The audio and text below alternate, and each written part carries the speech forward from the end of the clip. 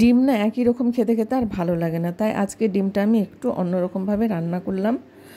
Good morning বন্ধুরা, প্রতিদিন আমার সাথে চ্যানেলে তোমাদের সবাইকে স্বাগত। কেমন আছো তোমরা? নিশ্চয়ই খুব ভালো আছো, আমিও খুব ভালো আছি বন্ধুরা। তো আজকে আমি সকালে ছেলের জন্য রান্না করব, কি রান্না করব চিন্তা করে পাচ্ছি না। তো ভাবলাম ডেলি তো করি না, মাঝে সাঝে ডিম সেদ্ধ করেই রান্না করি। তো আজকে ভাবলাম ডিমটা আমি মামলেট করে রান্না করি। তো আগে খেতাম এরকম করে, আর এখন বিশেষ এরকম করে করাই হয় না।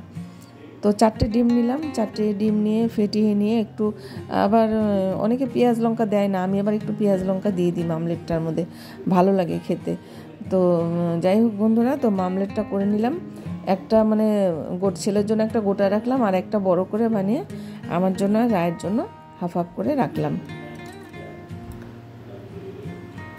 তো ডিমের মামলেটটা আমি করে নিলাম বন্ধুরা।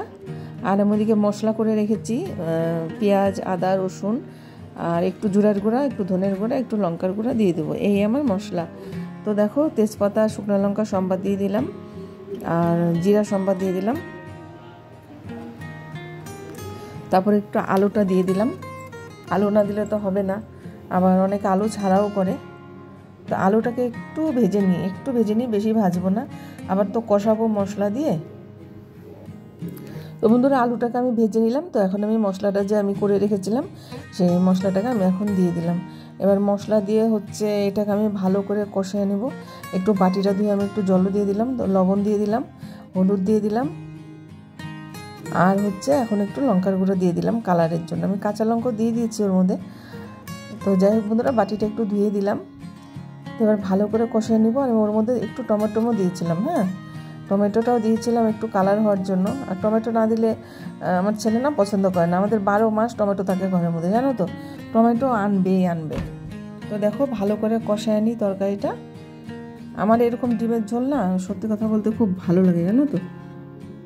আমার মামলেট করে ঝোল করলেই ভালো লাগে, যেহেতু ওই কুসুম, তারপরে কুসুমটা অবশ্য খেতে ভালোই লাগে। তো ডেলি মানে সবসময় একঘেয়ে খাওয়া, তো তার জন্য আমি আজকে মামলেট করে ঝোলটা করবো আর কি। আর সকালবেলা কোনো বুদ্ধি পাচ্ছিলাম না কি করি, তা রাত্রিবেলায় ছেলে বলে রাখছে যে ডিম করতে বলে। এবার ডিমটা কীভাবে করবো সেটা তো বলেনি, তো আমার থেকে আমি এইভাবে ডিমটা করলাম।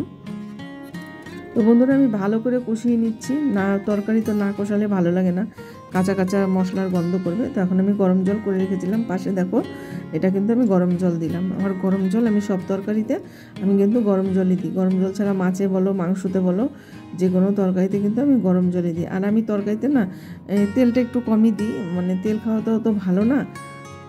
তো আমার মা বলছিল যে তেলটা কম হয়েছে। তো দেখো, তেলটা কিন্তু মোটামুটি হয়েছে, এমন কিছু কম দিইনি। আর একটু হয়তো লাগতো তেল, তো আমি দিইনি। তো দেখো, আমি এখন ডিমের মামলেটটা দিতে হবে। যে বড় ডিমটা দেখলে, এটা আমি ছেলেকে দেবো, আরও ছোটো 2 টুকরা আমি আর রাই খাবো। কারণ আমার মা ডিম খায় না, মাছ খায় না। আমার মা খালি নিরামিষ খায়। এখন আমি একটু গরম মশলা দিয়ে দিলাম। দেখো কি সুন্দর টকবক করে ফুটছে। তো আমি এখন গ্যাসটাকে একটু কমায় দেবো, যাতে তেলটা ভেসে ওঠে ওপরে।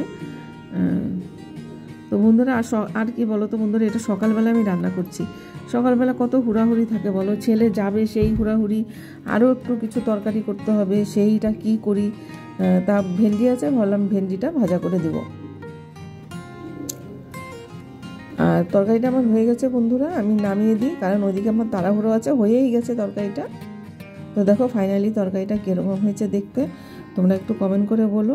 আর বন্ধুরা, আমার চ্যানেলটা তোমরা সাবস্ক্রাইব করে দিও, নতুন বন্ধুরা। আর তোমরা আমাকে সাপোর্ট করছো, তার জন্য অনেক অনেক ভালোবাসা তোমাদের। তোমরাও ভালো থেকো, তোমাদেরও আমি অনেক অনেক ভালোবাসি, অনেক অনেক সাপোর্ট করি। তো ভিডিওটা প্রথমে দেখার শুরুতে একটা লাইক কমেন্ট করে দিও। তাহলে আজকের জন্য এইখানেই রাখলাম, টাটা বন্ধুরা।